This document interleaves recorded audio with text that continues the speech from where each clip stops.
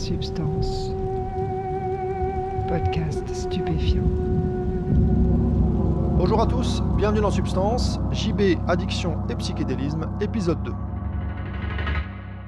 Dans le premier épisode, JB nous a raconté sa longue pratique des diverses drogues. Il est sorti d'une addiction au cannabis pour tomber dans une addiction au tramadol, et tout ça ne lui convient plus. Dans cet épisode, il va nous raconter comment sa consommation de drogue va changer, en termes de produits, mais surtout d'objectifs. Réglez le son, mettez-vous bien et écoutez, vous êtes dans Substance.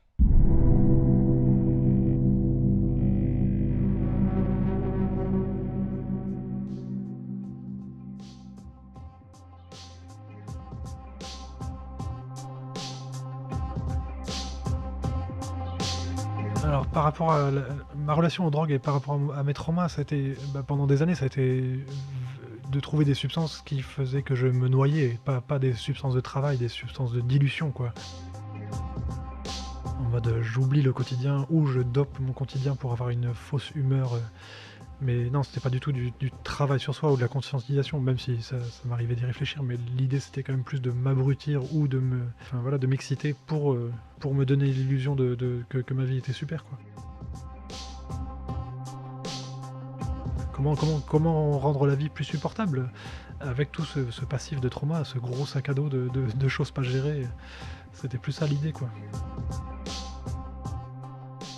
Il y a 3 ans, donc après toutes ces spirales de drogue néfastes, je me suis reconnecté aux psychédéliques. En fait, je me suis rappelé qu'il y avait les psychédéliques qui existaient et que je les avais déjà mis dans ma vie à l'époque, mais que j'avais un peu oublié le travail, j'avais oublié ça.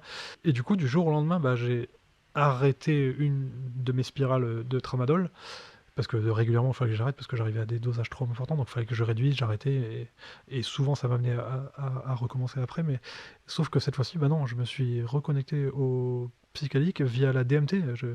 J'ai redécouvert l'existence de cette substance et la possibilité de m'en procurer. Et ça a été vraiment la naissance d'un nouveau parcours plus lié au travail sur soi, justement. Moins de fuite et plus de tirer des bénéfices de la consommation de substances. Alors, ma première expérience de DMT, bien sûr, je m'en souviens parce que c'était unique. Les effets, ils sont connus. Ce kaléidoscope de vision et tout ça. Mais c'est surtout ce que je retiens, parce que ça c'est un peu récréatif, ce que je retiens surtout c'est le bénéfice, d'arriver avec toutes ces tensions, tous ces problèmes qu'on peut avoir tous au quotidien, et pouf, en 15 minutes de faire reset avec tout ça, de me sentir hyper bien avec un effet antidépresseur instantané, et l'envie de croquer la vie à pleines dents pendant le reste de la semaine sans consommer d'autres substances, de plus fuir en fait, d'affronter les problèmes, d'affronter mes tensions, ma colère et tout ça. La conscience d'avoir un outil formidable, un outil instantané, parce que les effets ne durent vraiment pas très longtemps. Je me suis senti fort en fait d'avoir cet outil-là avec moi. La possibilité que quand je vais pas bien, quand j'ai besoin de faire sauter une soupape, et plutôt que de tomber dans un usage quotidien d'une drogue pas très saine, j'ai la possibilité de vivre une expérience intense, très courte, et qui me permet de survivre ou de vivre le reste pour quelques jours ou quelques semaines. Donc je me suis senti vraiment fort par rapport à ça. Ça m'a fait du bien. Parfois j'en fumais tous les jours. Le plus souvent c'était tous les 2-3 jours. Ça a dû durer peut-être, je sais pas, un an quasiment comme ça là. Oui, je voyais beaucoup de choses. En fait, c'est rigolo parce que dans mon parcours, j'ai côtoyé beaucoup de gens qui n'ont pas de vision quand ils prennent des drogues de vision. Et ça me dépasse complètement parce que moi, quand je prends des drogues à vision, je suis vraiment entouré de vision.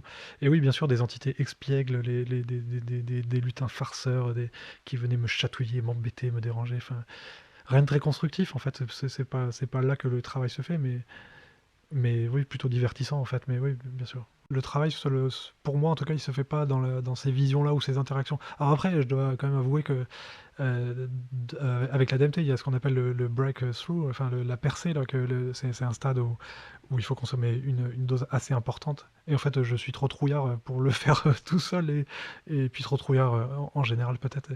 Et du coup, j'ai jamais expérimenté. Peut-être que dans ces états-là, effectivement, tu as des interactions avec des entités, et peut-être que ces interactions sont peut-être plus productives. On parle voilà, des opérations, enfin, voilà, par des entités, des mantres religieuses et tout ça, enfin, tous les archétypes qui sont connus dans la DMT.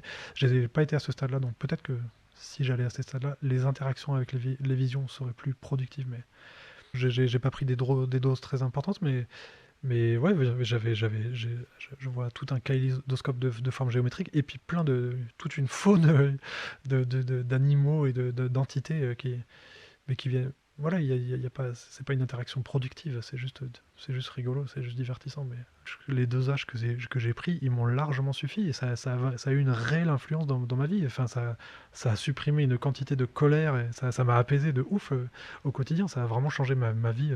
Ouais, au quotidien, ça a été bénéfique pour ma vie de famille et ma vie personnelle. Enfin, ouais, clairement.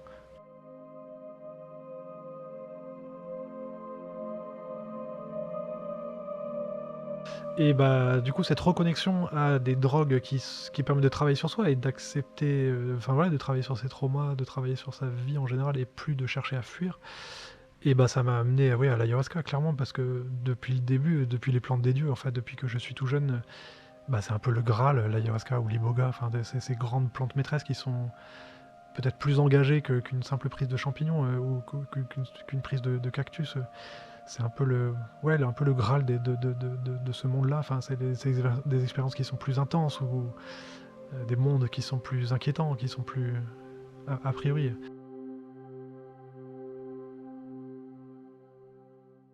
Moi, je crois que j'ai toujours su en fait que si je continuais dans ce parcours de consommation de substances psychédéliques, j'allais venir à vouloir consommer de l'ayahuasca. Et puis de toute façon, puisque le but de tout ça, c'était quand même d'aller mieux, et bah l'idée, ça serait quand même de travailler un jour sur soi, quoi.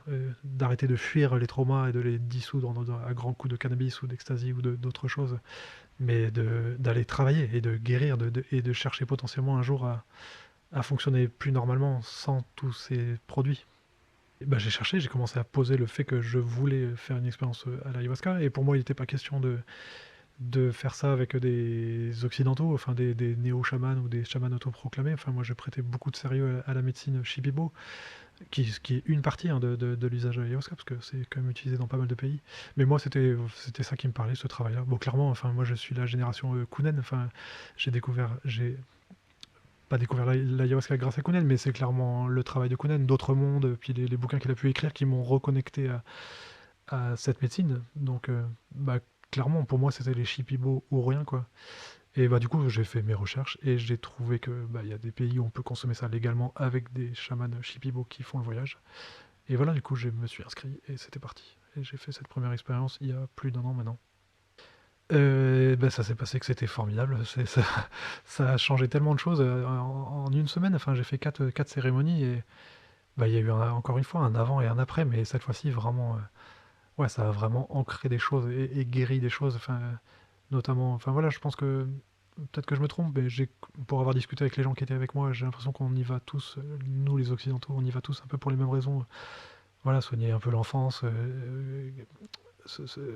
ouvrir notre cœur, être moins dans le jugement, soigner une partie de la colère qu'on peut avoir en nous, qui peut être liée à des frustrations. Enfin, voilà, j'ai l'impression qu'il y a toujours un schéma un peu récurrent de ce qu'on vient chercher là-dedans. Et moi, clairement, ça a soigné énormément de choses pour ça, quoi. Je peux parler de celle qui a été la plus marquante, en l'occurrence celle qui m'a vraiment soigné, parce que bah, c'est pas forcément facile, hein, c'est un chemin difficile, l'ayahuasca. Enfin, je pense que certains le connaissent, d'autres un peu moins, mais c'est pas forcément facile. Il faut se concentrer, enfin, t'as vite fait de t'éparpiller, ça peut ne pas être bénéfique. Enfin, dans tous les cas, la médecine, elle travaille en toi, mais je veux dire que la sensation de bénéfice, elle peut être plus ou moins consciente en tout cas. Bref, la quatrième cérémonie que j'ai vécue, où je me suis vraiment bien connecté, parce que j'avais les 3 cérémonies précédentes qui m'avaient un peu habitué au fonctionnement, voilà, se concentrer sur les chants, le chaman arrivait à se centrer dans son corps et tout ça, pas trop s'éparpiller dans les visions, parce que sachant que j'ai beaucoup de visions, c'est pas forcément simple.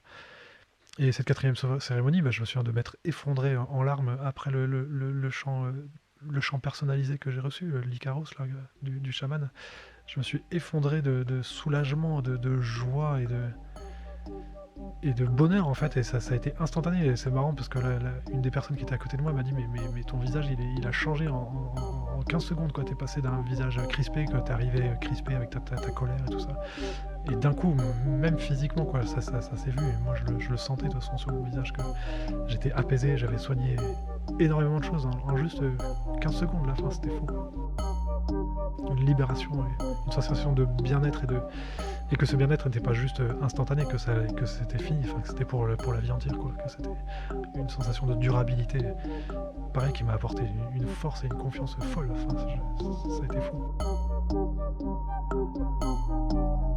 C'est un peu la folie de l'ayahuasca, enfin la curiosité de l'ayahuasca, c'est que elle peut agir sur des façons très différentes. Enfin, encore une fois, pour comparer le groupe, enfin certains avaient des visions précises, ils se voyaient enfants et c'était dans ça qu'ils se soignaient. Enfin, ils avaient des visions ou des réponses par les visions.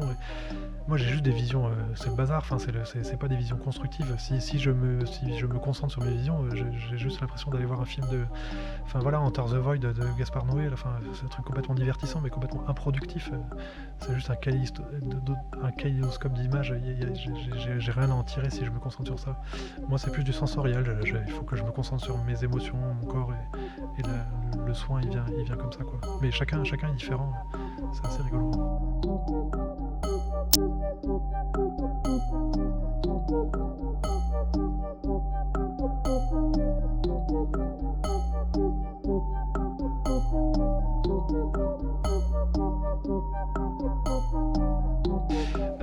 Le fait que ça soit avec un chaman Shibiu, clairement, en fait, je suis quelqu'un de très cartésien. Moi, je suis un pur scientifique. Enfin, j'adore la science. J'aime donner des explications aux choses.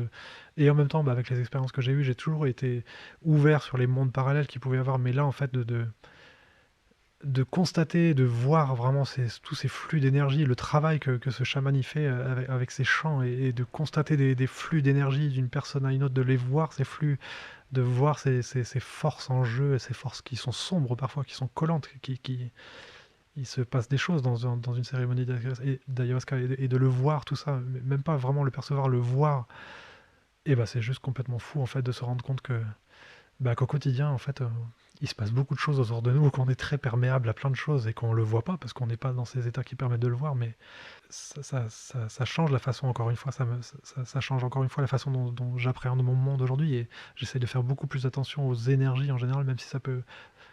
J'avais tendance à voir les gens qui parlaient d'énergie en mode un peu perché avant, et pourtant j'utilise de plus en plus ce mot-là parce qu'il fait sens pour moi, mais de se concentrer sur les énergies positives et d'avoir conscience ouais, à quel point on est perméable à plein de choses, et sans s'en rendre compte, des fois on se dit juste je vais pas bien, et on se pose pas forcément la question de savoir pourquoi, mais parfois ça peut être ce qu'on mange. Si on mange pas bien, bah oui, on va pas aller bien derrière parce que c'est des mauvaises énergies qu'on absorbe, et quand on côtoie des gens qui nous apportent pas, enfin voilà, qui sont un peu toxiques, le mot il peut être un peu fort, mais des gens qui sont pas forcément des bonnes énergies avec nous, bah pareil, ça nous pollue au quotidien, et des fois on va pas bien à cause de toutes ces choses-là, et ouais, moi c'est ça que ça m'a apporté, de conscientiser tout ça et de prendre conscience que moi, mon bien-être, il doit absolument se connecter à tout ça, quoi, à faire attention à quelles énergies je m'expose au quotidien, quoi. Oui, alors le résultat, ouais, clairement, le bénéfice de cette cérémonie, il a duré clairement pendant 6 mois. En fait, ça a changé ma vie au quotidien, enfin pour moi-même, et puis surtout pour ma vie de famille, en tant que compagnon et père. Enfin voilà, l'apaisement de la colère, il a été fou. Enfin, le fonctionnement au quotidien, il était beaucoup plus serein. Et ça m'amène à la deuxième expérience que j'ai faite, parce que j'y suis retourné 6 mois après, en septembre. Et là, j'ai plus travaillé sur mes addictions. Et pareil, là, du coup, ça a été radical, quoi. J'ai supprimé en une séance ce rapport addictif que je pouvais avoir aux drogues. Je sais pas comment les appeler, les drogues sales, enfin les drogues qui n'apportent rien, tous ces compulsions que j'ai pu avoir par rapport à certaines drogues, je sais que je l'aurai plus jamais, je ne retrouverai plus jamais dans ces spirales de drogues néfastes. Peut-être que pour certains gens, je vais passer pour un perché, mais c'est pas grave, il n'y a aucun souci.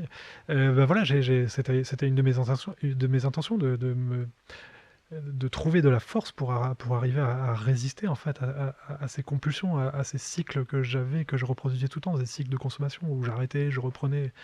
Et voilà, je me suis concentré sur comment trouver de la force, et je me suis transformé en jaguar. C'est un truc qui peut arriver assez fréquemment sous ayahuasca. Je me suis vraiment transformé en félin pendant quelques minutes là, où voilà, je sentais le jaguar m'habiter, j'avais des griffes, je feulais et tout ça comme le jaguar. Ça a duré quelques minutes, et pourtant j'ai compris instantanément que cette force, c'est ça là, c'était cet épisode-là qui allait me permettre de résister, et que c'était fini. J'ai compris instantanément que cette force qui m'habitait, qui m'avait juste habité pendant quelques minutes, ça ferait que je ne consommerais plus jamais de drogue sale, enfin de drogue néfaste, de drogue addictive comme peuvent l'être le tramadol et tout ça.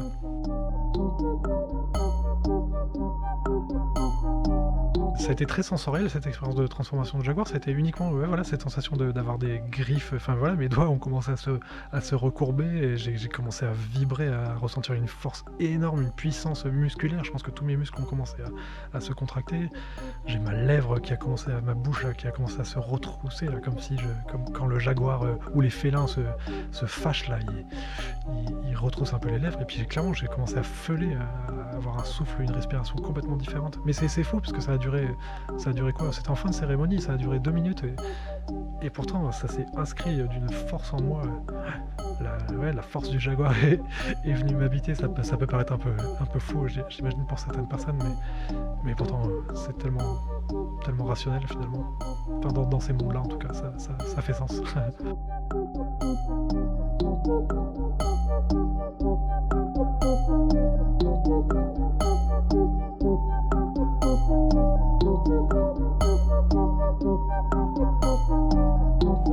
Ouais, je me souviens de ce qui a amené à ce truc-là. En fait, tu es censé venir avec une intention en cérémonie, et c'est parfois dur dans ces mondes visionnaires ou ces mondes d'ivresse là, de se concentrer sur cette intention. Des fois, tu t'éparpilles, enfin, tu t'égares et tout ça dans des pensées qui sont pas forcément très productives, et l'idée, c'est quand même d'arriver de temps en temps à se recentrer, à se reconcentrer, et ça, du coup, ça arrivait en fin de cérémonie. Je me suis rappelé que cette cérémonie, elle était centrée sur ça, sur le travail sur les addictions, sur trouver le moyen ou la force de résister à ces addictions. Et c'est juste en fin de cérémonie, peut-être quand les effets sont devenus un peu moins puissants, et où j'étais moins dans l'ivresse et moins perdu, que j'ai réussi à me recentrer sur cette intention. Et c'est là que le jaguar est apparu, enfin que cette transformation très fugace est apparue. Du coup, pour revenir au Datura, j'ai parfois eu le sentiment dans ma vie que cette expérience, elle m'a empoisonné clairement sur le coup, mais qu'elle a aussi empoisonné une partie de moi, enfin comme s'il y avait une énergie. C'est aussi un de mes frangins qui m'avait dit ça, il me semble, que j'ai des frangins qui ont été au Pérou à l'époque comme touristes, et du coup qui en avaient parlé à un chaman, qu'ils avaient un de leurs frangins qui avait pris ça comme plante, et puis un des chamans avait dit mais oh là là, c'est pas bon, c'est des énergies qui sont dures à maîtriser, enfin ça, peut-être qu'il est perturbé encore aujourd'hui par rapport à ça. Du coup j'ai commencé à intégrer cette idée que potentiellement une partie de ce que j'étais aujourd'hui était polluée par cette prise sauvage de Datura. Et donc du coup la première retraite d'ayahuasca, j'en ai parlé au chaman là, tout en sachant que le Datura, enfin, c'est une autre forme de Datura, mais qui fait partie des plantes maîtresses qu'on peut diéter dans la jungle, sur lesquelles on peut travailler. Donc je lui ai dit que j'avais consommé ça de manière sauvage 20 ans en arrière, et bon, il s'est marré, enfin, et en même temps il était un peu inquiet, quoi. Et puis il s'est dit oh là là, mais c'est grave ça, il faut qu'on travaille absolument là-dessus, il faut que je rétablisse les énergies que t'as forcément mises en toi de manière sauvage. Et du coup, j'ai commencé à intégrer cette idée-là que potentiellement, ce que je venais chercher dans ces retraites d'ayahuasca, c'est-à-dire apaiser ma colère ou essayer de me réconcilier avec moi-même, était peut-être lié à... Enfin, une partie de cette colère et tout ça pouvait être lié de ce côté noir que j'avais en moi, pouvait être lié à cette prise sauvage de Datura qui remontait quasiment 20 ans en arrière. Et donc du coup, le programme, c'était que la retraite suivante, le chaman allait pouvoir se concentrer sur ça, sur cet aspect de moi, d'arriver à réancrer les énergies, ou les soigner, en tout cas, intégrer cette prise sauvage, mais de manière plus constructive. Et, alors, je sais pas si c'est lié, mais en tout cas, voilà, à cette deuxième retraite, et je sais pas quand est-ce qu'il a fait, hein, dans quelle cérémonie il a travaillé sur ça, mais clairement, ça a encore complètement explosé mon level de colère et d'anxiété et tout ça, donc... Alors, l'œuf ou la poule, je sais pas, hein. Est-ce que c'est le travail que je fais en général avec l'ayahuasca qui a apaisé cette colère et cette noirceur, ou est-ce que c'est vraiment le travail du chaman qu'il a fait pour soigner cette prise sauvage de Datura qui a apaisé la colère? Je sais pas, mais en tout cas, ça a encore été fou, quoi, sur ça. Ah, mon rapport au toxique, si je sais pas, si, comment je vois les choses avec du recul aujourd'hui, je me dis que, bah, que si c'était à refaire, il n'y a pas de souci, hein, je referais à peu près la même chose. Bon, il y a peut-être des petits trucs que je supprimerais, mais en fait, moi, je vois toute la force que ça m'a apporté, de tous ces sevrages que j'ai connus. Enfin, je sais pas combien de sevrages j'ai connus par moi-même, d'avoir dû, à des moments dans ma vie, trouver cette force en moi de me séparer d'une substance qui devenait trop problématique dans ma vie. C'est pas anodin. Enfin, ça m'apporte une force par rapport à plein d'autres choses, en fait, par rapport à plein d'événements de la vie. Je me sens hyper inébranlable. Le mot est peut-être un peu fort, mais c'est ouais, pourtant le sentiment avec lequel je flirte, un sentiment la possibilité d'accepter les choses quelles qu'elles soient, en fait, quels que soient les événements traumatiques qui m'arriveront sûrement dans ma vie, enfin, l'exposition à la mort ou à des séparations, enfin, quelles que soient toutes les choses qu'on peut expérimenter dans une vie, je me sens extrêmement fort par rapport à ça, en fait. Je me sens dans la possibilité d'accepter les choses telles qu'elles sont et pas telles que je voudrais qu'elles soient, en fait. Je crois que j'ai beaucoup été dans ça pendant beaucoup d'années de ma vie, de toujours projeter ou d'être dans des frustrations d'une réalité qui me plaisait pas forcément, et je crois aujourd'hui, même si j'ai encore énormément de travail et que c'est hyper cool de voir le travail que j'ai encore à faire. Je suis hyper excité de toutes ces années qui m'attendent. Ben, ouais, j'ai le sentiment aujourd'hui de plus chercher à fuir la réalité, de vraiment accepter la réalité telle qu'elle est et pas telle que je voudrais qu'elle soit, quoi. Et ce sentiment-là, il me rend heureux, en fait, parce que du coup, j'ai plus besoin d'aller prendre des substances néfastes et de fuir, machin. Non, la réalité, elle est telle qu'elle est, et c'est ok. J'ai pas besoin de fuir. Ouais, et ça c'est vraiment cool. Et c'est pour ça que je pense que je suis bien plus heureux aujourd'hui, là, dans ces années que je vis, que je l'ai été dans toute ma vie. Parce que je suis vraiment arrivé à une sorte de libération et d'acceptation de qui je suis, de comment est le monde qui m'entoure et tout ça. Que ouais, c'est hyper cool.